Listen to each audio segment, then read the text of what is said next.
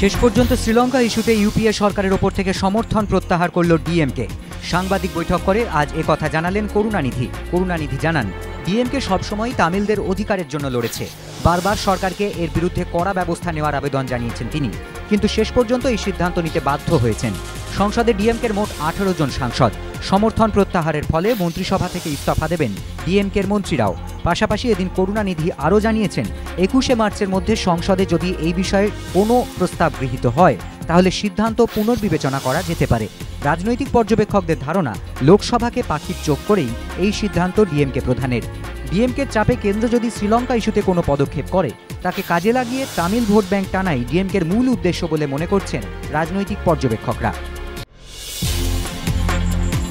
পশ্চিমবঙ্গ পরিকাঠামো উন্নয়ন বিত্ত নিগমের টাকা উঠাও রহস্যের তদন্তে বেশ কিছুটা এগোলো পুলিশ। পুলিশের দাবি উদ্ধার হয়েছে বেশ কিছু টাকা, বেশি সুদ পাওয়া যাবে। এই আকর্ষণে ইউকো ব্যাংকের সার্কাস এভিনিউ শাখায় 3 বছরের মেয়াদী আমানত প্রকল্পে মোট 120 কোটি টাকা জমা রাখে পশ্চিমবঙ্গ পরিকাঠামো উন্নয়ন বিত্ত নিগম বা WBIDFC। 12 মার্চ সন্ধ্যায় নিগম জানতে পারে বিভিন্ন ব্যাংকের কয়েকটি লেনদেন নিয়ে সিবিআই একটি তদন্ত শুরু করেছে।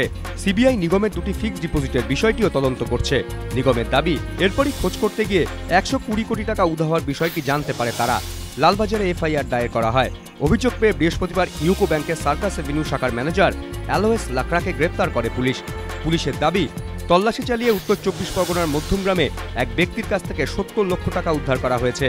এছাড়াও 57 লক্ষ টাকা বিভিন্ন অ্যাকাউন্ট থেকে উদ্ধার করেছে বলে দাবি পুলিশের। 8ই মার্চ থেকে শুরু হয়েছে বিধানসভার বাজেট অধিবেশন, কিন্তু একদিনও দেখা যায়নি গোর্খা জনমুক্তি মোর্চার কোনো বিধায়ককে। শূন্য পড়ে রয়েছে তাদের নির্ধারিত আসন। সোমবারও সেই আসন ছিল খালি।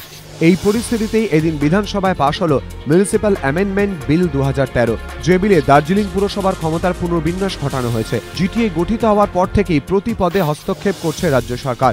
সহযোগিতা তো দূরস্থ, বাধা দেওয়া হচ্ছে জিটিএ কাজকর্মে। প্রতিশ্রুতি দিলেও জিটিএর প্রতি কোনো কর্তব্যই পালন করেনি রাজ্য সরকার। সরকারের এই ভূমিকার প্রতিবাদেই বাজেট অধিবেশন বয়কটের সিদ্ধান্ত নেওয়া হয়েছে দলের তরফে। গার্ডেন রিচ কাণ্ডে অন্যতম মূল অভিযুক্ত তৃণমূল নেতা মোহাম্মদ ইকবাল। আদালতের নির্দেশ, আইনজীবীর উপস্থিতিতেই সিআইডি ইকবালকে জেরা করবে। কিন্তু সোমবার ইকবালের আইনজীবী অভিযোগ করেন, আদালতের নির্দেশ মানছেন না গোয়েন্দাকারী আধিকারিকরা। তাঁর সামনে জেরা করা হচ্ছে না ইকবালকে।